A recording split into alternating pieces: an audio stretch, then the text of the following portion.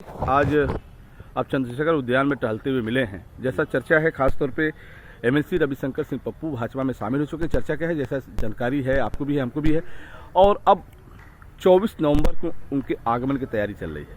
तो 24 नवंबर को क्या है? देखिए, 24 नवंबर को पहले तो आपको आश्वस्त कर दूं कि 24 नवंबर को सड़क मार्ग से कोरंटाडीह डकबगाला में आएंगे। कोरंटाडीह डकबगाला में आने के पश्चात जब वो आ जाएंगे तो वहाँ उनके जनपद के समस्त पार्टी भारतीय जनता पार्टी कार्यकर्ता और उनके जनपद से एक सैलाब उनके लिए निकल रहा है, उनको रिसीविंग करने के लिए। और वहाँ से रिसीविंग करके हर चौराहों पर उनका स्वागत भव्य तरीके से जनपद के लोग करने के लिए एकदम आतुर हैं। और उसी तैयारी में जनपद के समर्थक, उनके लोग और भारतीय जनता पार्टी के लोग सब लोग तत्पर हैं और लगे हुए हैं। जानकारी ये भी है कि रविशंकर सिंह पप्पू भारतीय जनता पार्टी में शामिल हो चुके हैं।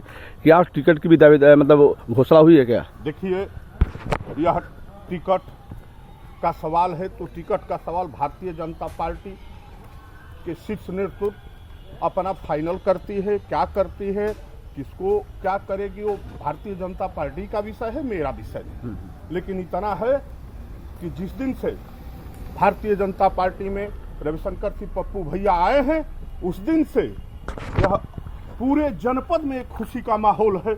और आज चाहे जयप्रकाश नगर से तुर्ती पार हो, चाहे तुर्ती पार से कोरंटाडीह हो, किसी भी जगह जाएंगे तो चारों तरफ भाजपा में बना हुआ है। भाजपा के वर्कर, उनके समर्थक और पप्पू भैया के जो अन्य समर्थक भी हैं, अन्य दल से भी ताल्लुक रखते हैं, जो उनके व्यक्तिगत लगाव में सारे दल पार्टी से ऊपर उठ करके उनके स्वागत की तैयारी में लोग लगे हुए। जी, जैसे आपने कहा कि भारतीय जनता पार्टी में बड़े सम्मान के साथ जो है रविशंकर सिंह पप्पू भाजपा में शामिल हुए। उनके साथ प्रदेश अध्यक्ष स्वतंत्र देव सिंह थे और प्रदेश के डिप्टी सीएम दिनेश शर्मा और केशव प्रसाद मौर्य भी थे, और भी भाजपा के कदावर बड़े नेता भी शामिल हैं। तो आपने कहा कि पार्टी ने, भारतीय जनता पार्टी ने रविशंकर सिंह पप्पू को चुनाव लड़ने का मौका दे दिया है। देखिए, हम लोगों का है कि आदरणीय देश के प्रधानमंत्री मोदी जी के नेतृत्व में जो पूरा भारत आज विश्व के पटल पर नंबर 1 साबित हो रहा है, जो उत्तर प्रदेश में आदरणीय योगी जी के कर्मठता और योगी जी के तपस्या जो जनता के लिए कर रहे हैं, आज प्रदेश जो है 1 नंबर हो रहा है। हम लोगों को या हमारे नेता को माननीय आदरणीय प्रधानमंत्री जी के किए हुए विकास में और अपना योगदान देना है, और प्रदेश के किए हुए विकास जनमानस में एक आम शांति, सद्भाव, भाईचारा जो बना हुआ है, उसमें 4 चांद लगाने के लिए हम लोग रात दिन एक मेहनत करेंगे। एक जिले के 17 ब्लॉकों की बात की आपने कहा कि जयप्रकाश नगर से इस छोड़ पे उस छोड़ पे क्या है?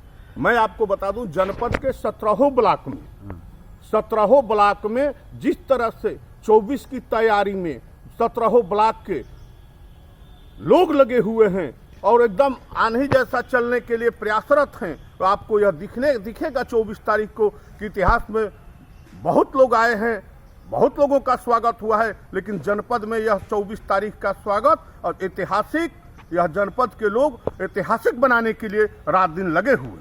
जी, तो जयप्रकाश नगर से आपने कहा इब्राहिम पट्टी, कोरंटाडीह वगैरह सब चारों तरफ से कार्यकर्ताओं की भीड़ निकलेगी। हाँ, और चारों तरफ भगवामय यह ललकार करके जो है होने जा रहा है कि आपको लगेगा, और यही आप आजकल जो चला रहे हैं, ये आप कहेंगे कि पप्पू भैया का आगमन यह बलिया जनपद के लिए ऐतिहासिक आगमन है। मेरा अंतिम सवाल है, रविशंकर सिंह पप्पू की आप बात कर रहे हैं, आप उनके प्रतिनिधि हैं, तो रविशंकर सिंह पप्पू फर्स्ट टाइम चुनाव कब लड़े थे?